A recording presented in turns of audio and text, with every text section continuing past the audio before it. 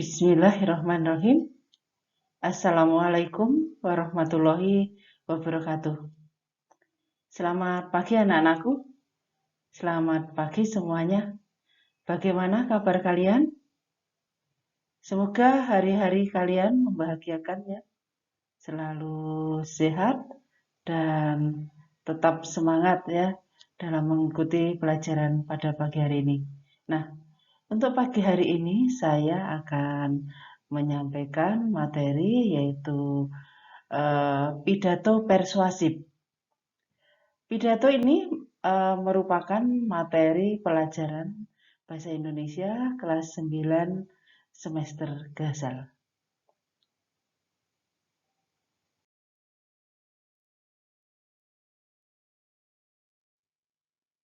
Ya, anak-anakku, selanjutnya saya akan menyampaikan kompetensi dasarnya yang akan tersaji sebagai berikut.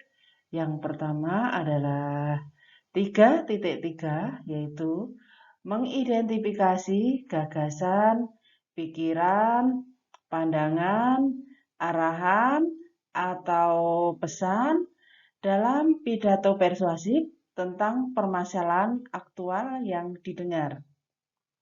Selanjutnya, KD 4.3, yaitu menyampaikan gagasan, pandangan, arahan, atau pesan dalam pidato, ya, misalnya lingkungan hidup, atau kondisi sosial, dan atau keragaman budaya yang didengar.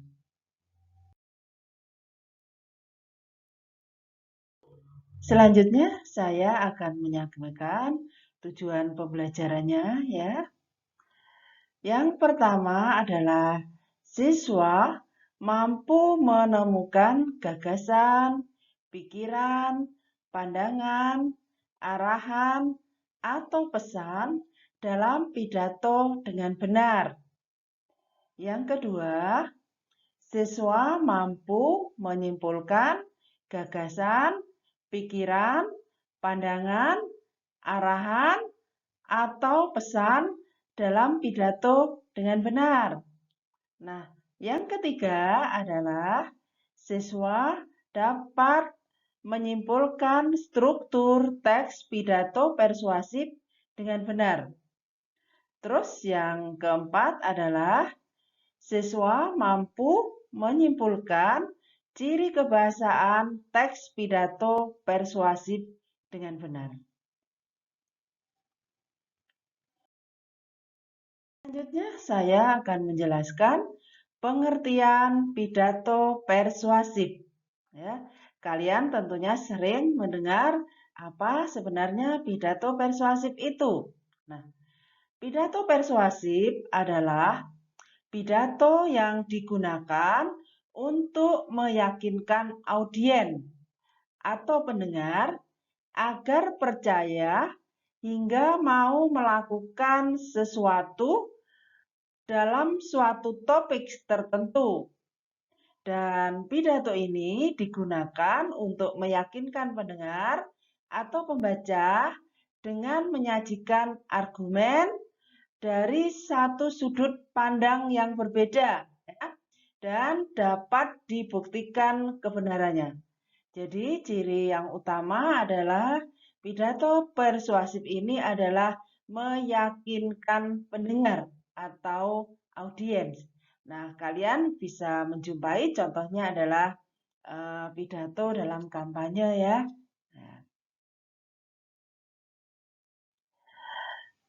Pendekatan pidato persuasif.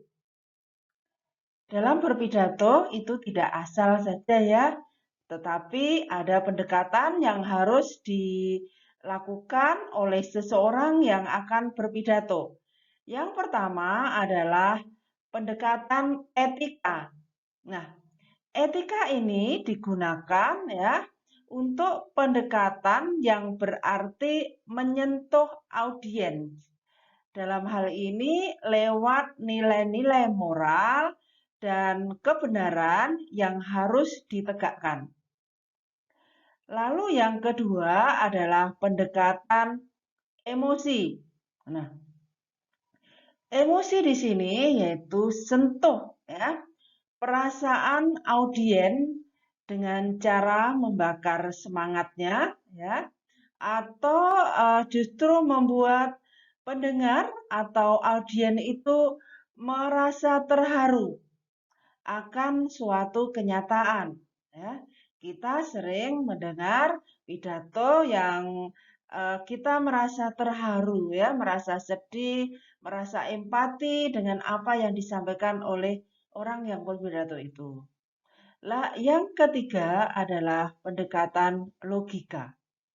Dalam hal ini ya, logika berarti memanfaatkan logika untuk memberikan efek setuju. Karena apa? Karena argumen yang disampaikan itu masuk akal dan dapat dibuktikan secara ilmiah. Maksudnya seperti itu ya. Jadi ada 3 pendekatan dalam berpidato, yaitu gunakan etika dengan baik, sentuh emosinya, dan gunakan logika atau pikiran ya untuk memanfaatkan logika seseorang ya. Terus selanjutnya, nah, apa itu unsur-unsur pidato persuasif? Ya. Yang pertama adalah pembukaan. Maksudnya apa? Ya, terdapat 5 aspek yang harus diperhatikan dalam pembukaan pidato atau dalam mengawali pidato. Yang pertama, merebut perhatian. Maksudnya, merebut perhatian audiens dan ini harus dilakukan agar pesan yang kita sampaikan ya benar-benar didengar dengan baik oleh audiens. Yang kedua, yaitu ada hubungan dengan audiens, berarti menggunakan sesuatu istilah ya atau mungkin kisah yang membuat audiens itu terkait atau merasakan apa yang dimaksud oleh pembawa pidato tersebut. Nah, selanjutnya ya, yang ketiga, kelayakan. Maksudnya apa? Bahwa tunjukkan bahwa kita itu sebagai pembicara ya, sebagai pembicara pidato itu memang layak berbicara mengenai topik yang memang benar-benar kita kuasai. Artinya bahwa kita bisa memberitahu pengalaman atau kemampuan ya, yang kita miliki dengan cara yang santun. Dan apa yang kita sampaikan itu data nyata dan apa yang tersaji itu tidak menjadikan kita sombong. Jadi artinya bahwa sekalipun kita meyakinkan dengan baik bahwa kita layak berbicara, tapi tolong jangan merasa sombong. Jadi ini hubungannya dengan etika itu tadi ya. Yang selanjutnya, ini adalah tujuan. Tujuan di sini maksudnya adalah jelaskan apa yang kita harapkan ya setelah pidato selesai dibawakan atau setelah selesai kita membaca pidato. Jadi dalam berpidato itu jelas, tujuannya jelas untuk apa. Dan tadi saya sampaikan bahwa tujuan berpidato persuasif itu adalah untuk meyakinkan. Nah, selanjutnya, peta jalan itu berarti memberitahukan ya apa saja pokok ya pikiran yang akan kita bawakan dalam berpidato. Artinya bahwa audien atau pendengar itu sudah diajak dibawa kemana ya materi yang akan kita sampaikan. Seperti itu.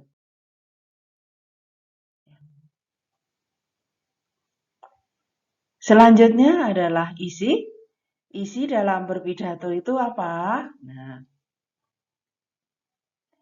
pastikan ya bahwa setiap isi terpilah ya sebagai pokok pikiran yang selalu disertai alasan yang logis. Dan ini untuk meyakinkan dan didukung oleh data yang memadai dan tentunya valid ya. Susun secara logis, gunakan sumber terpercaya, misalnya contoh nyata yang membuat audien terkait dengan kehidupan sehari-harinya.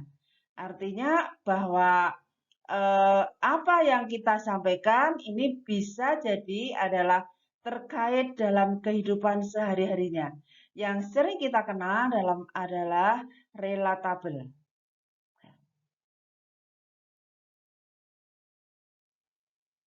Nah, selanjutnya adalah penutup pidato, itu bagaimana? Nah, ketika kita berpidato, ya, sebaiknya dibuat dengan menarik dan dapat meninggalkan kesan yang baik, ya, sehingga isi pidato akan diingat lebih baik oleh audien. Jadi intinya kesannya itu menarik. Dibuat sedemikian rupa kesan yang kita tinggalkan itu menarik setelah orang itu mendengar pidato kita.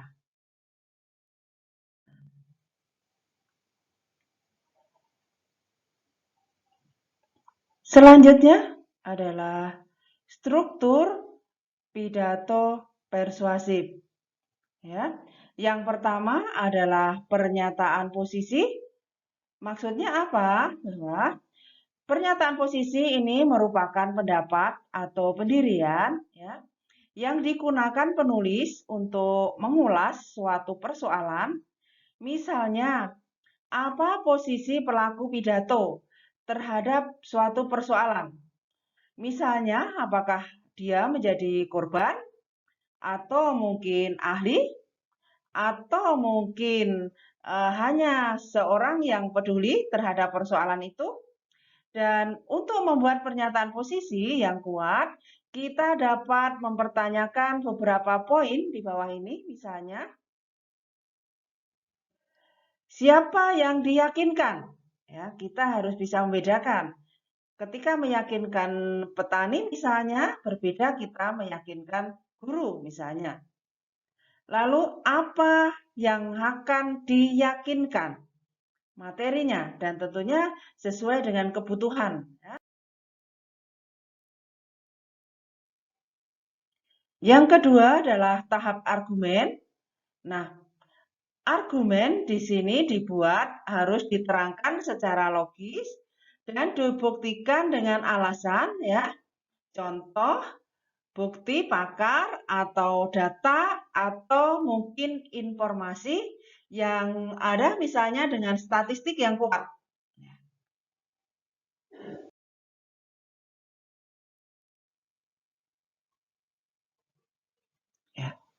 Yang ketiga adalah penguatan pernyataan posisi.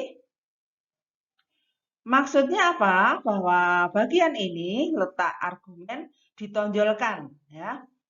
Simpulan posisi ya berdasarkan argumen yang telah disajikan dan ini memperkuat posisi. Tahapannya mencakup diantaranya ya, menekankan pikiran utama dengan menggunakan suara ya, bisa nada tinggi, mungkin bisa nada rendah, mungkin mimik ya, hubungannya dengan wajah ya, mungkin bahasa tubuh atau gestur atau gerakan yang sesuai dengan argumen yang kita sampaikan. Selanjutnya adalah ciri-ciri kebahasaan pidato. Apa saja ciri-cirinya? Di antaranya adalah nominalisasi atau pembendaan. Nah, nominalisasi adalah proses tata bahasa yang mengubah kata benda atau kerja dan sifat menjadi kata benda. Proses ini berfungsi untuk menghubungkan makna antar kalimat. Contohnya misalnya, pemerintah akan memberlakukan undang-undang anti kekerasan. Nah, kita ubah. Pemberlakuan tersebut melegakan banyak pihak di negeri ini. Nah, kalimat A dan B itu saling berhubungan melalui kata memberlakukan, itu kata kerja, diubah menjadi pemberlakuan yang merupakan kata benda.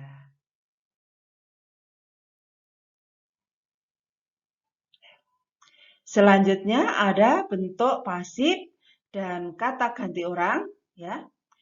Teks eksposisi di sini umumnya ditulis tidak menggunakan bentuk orang pertama atau aku, namun menggambarkan sebagai anggota masyarakat yang berwenang dalam suatu tatanan masyarakat atau yang sering kita kenal hamba masyarakat.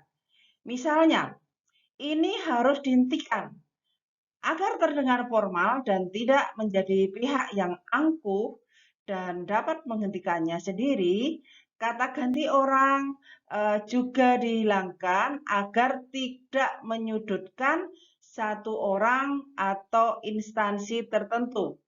Dan biasanya kata ganti orang yang digunakan adalah dia, misalnya mereka, bangsa, atau warga negara.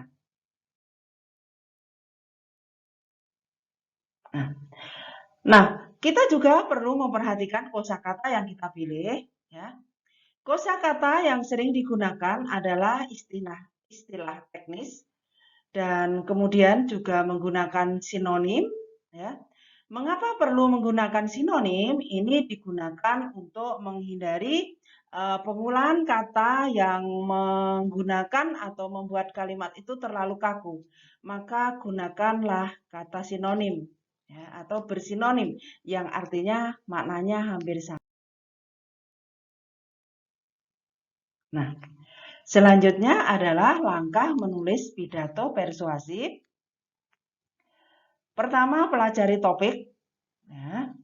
Ketahui dan pelajari topik yang akan disampaikan.